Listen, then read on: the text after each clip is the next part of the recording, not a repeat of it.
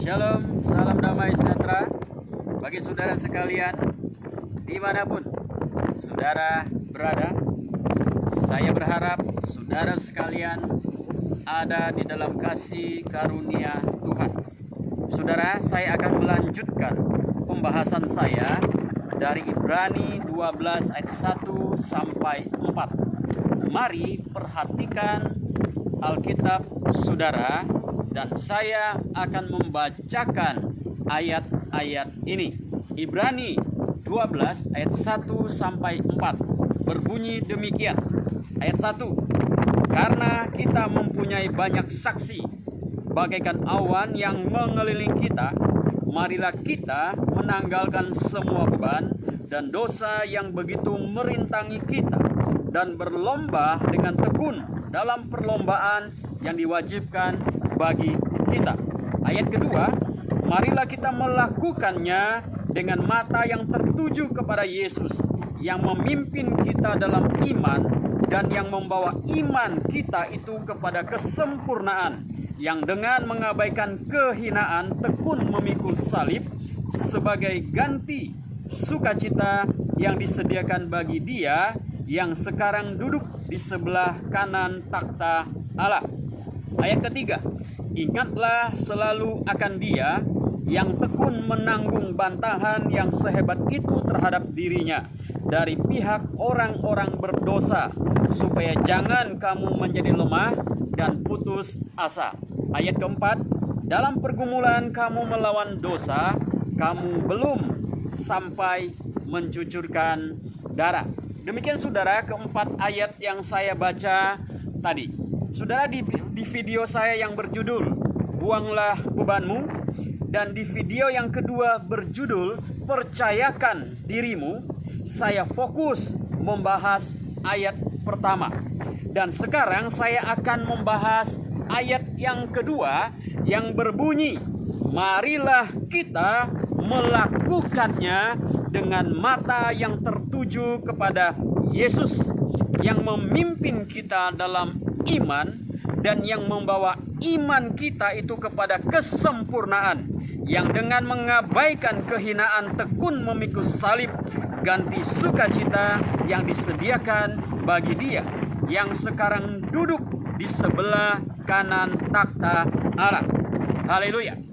Apa maksud ayat ini saudara sekalian? Nah, saya mengajak kita membandingkan terjemahan ayat ini dengan terjemahan lainnya. Dalam terjemahan Alkitab Terbuka berkata begini, biarlah mata kita tertuju kepada Yesus, Sang Pencipta dan Penyempurna iman kita, yang demi sukacita yang telah ditetapkan baginya rela menanggung salib dan mengabaikan kehinaan salib itu, dan sekarang Ia duduk di sebelah kanan takhta Allah. Saudara sekalian dikasih Tuhan, istilah memimpin kita dalam iman adalah arkegos, yang artinya adalah pelopor, dan membawa iman kita itu kepada kesempurnaan artinya adalah penyempurna iman. Istilah pelopor iman muncul juga di dalam Ibrani pasal 2 ayat 10 yang berbunyi, Yesus yang memimpin mereka kepada keselamatan dengan penderitaan. Saudara sekalian, jika di ayat 1 kita diminta untuk memandang kepada tokoh-tokoh iman dalam perjanjian lama, maka di ayat 2 penulis Ibrani meminta kita untuk memandang kepada Yesus Kristus. Jadi saudara sekalian, memandang kepada Yesus Kristus. Kunci yang pertama adalah yang sudah saya sebutkan di video-video yang lalu.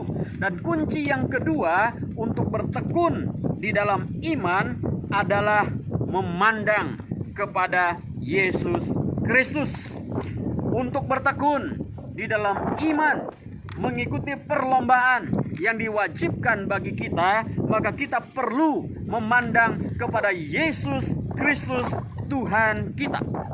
Saudara, setelah kita membuang beban dan dosa ketidakpercayaan, maka sekarang penulis Ibrani meminta kita untuk memandang kepada Yesus Kristus.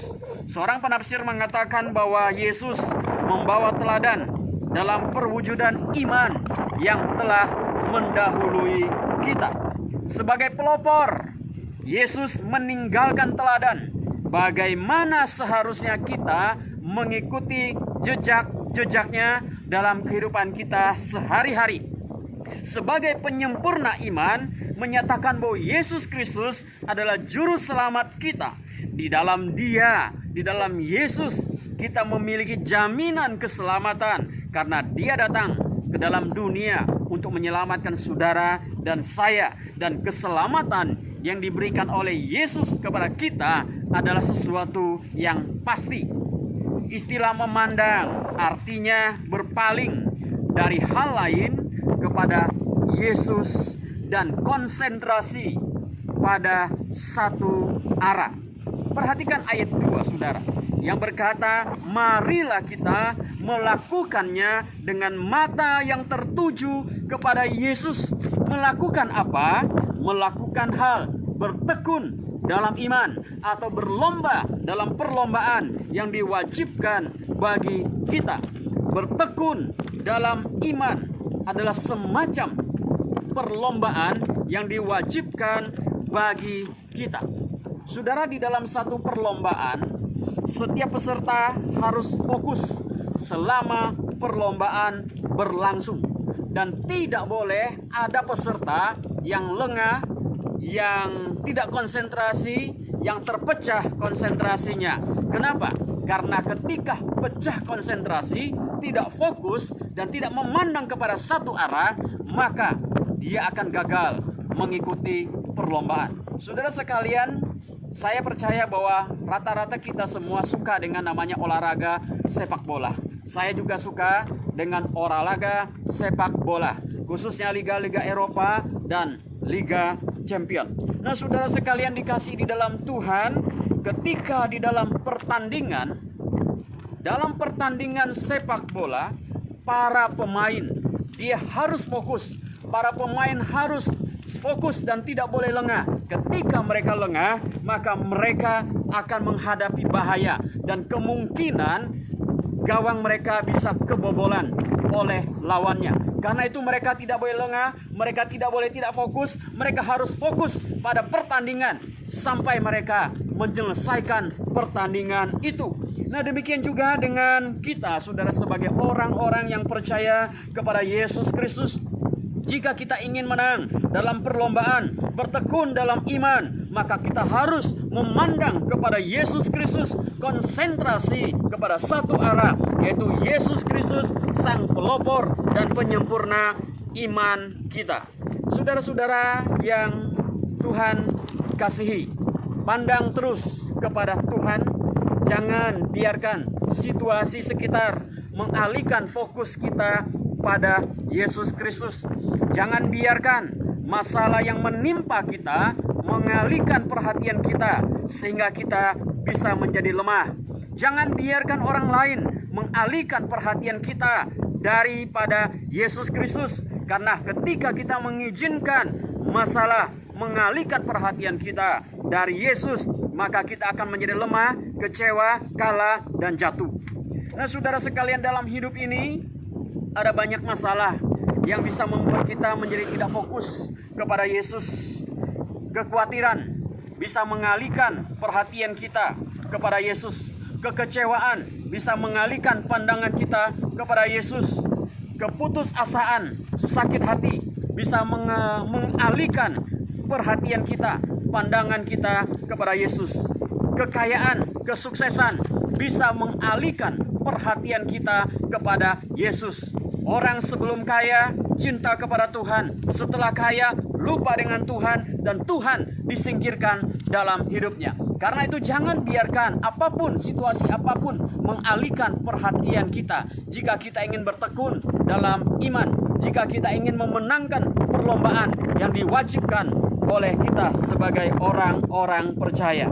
Nah, saudara sekalian dikasih Tuhan, itulah sebabnya kita belajar untuk terus memandang kepada Tuhan Yesus Kristus, agar kita punya kekuatan untuk terus mengikuti perlombaan yang diwajibkan bagi kita.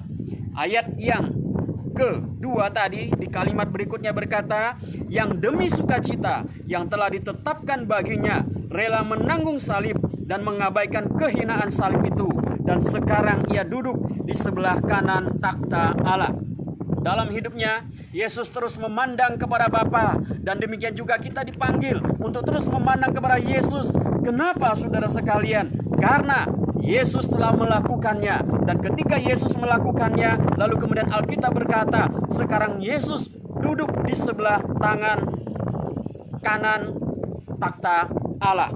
Dia sudah memperoleh satu posisi yang terhormat, satu kedudukan yang terhormat, karena dia melakukan segala sesuatunya dengan memandang kepada Bapanya. Yesus diutus oleh Bapa dari surga untuk melakukan misinya, yaitu menebus dan menyelamatkan saudara dan saya. Dalam menjalankan misinya, Yesus banyak mengalami penolakan, ejekan, hinaan, dan diperlakukan sebagai penjahat serta dihukum dengan cara disalibkan. Namun Yesus Kristus fokusnya tidak pernah beralih oleh masalah apapun yang dihadapinya. Dia telah mengalami penderitaan dan sekarang dia beroleh kemuliaan. Karena itu saudara, di dalam Yohanes pasal 4 ayat 34 berkata, kata Yesus kepada mereka, makananku ialah melakukan kehendak Dia yang mengutus aku dan menyelesaikan pekerjaannya. Yesus fokus pada misi Bapanya, yaitu menebus kita, menyelamatkan kita, dan akhirnya dia menang. Dia menjadi pelopor, dia menjadi penyempurna iman, dan hasilnya dia sekarang duduk di sebelah kanan takhta Allah, tempat yang terhormat.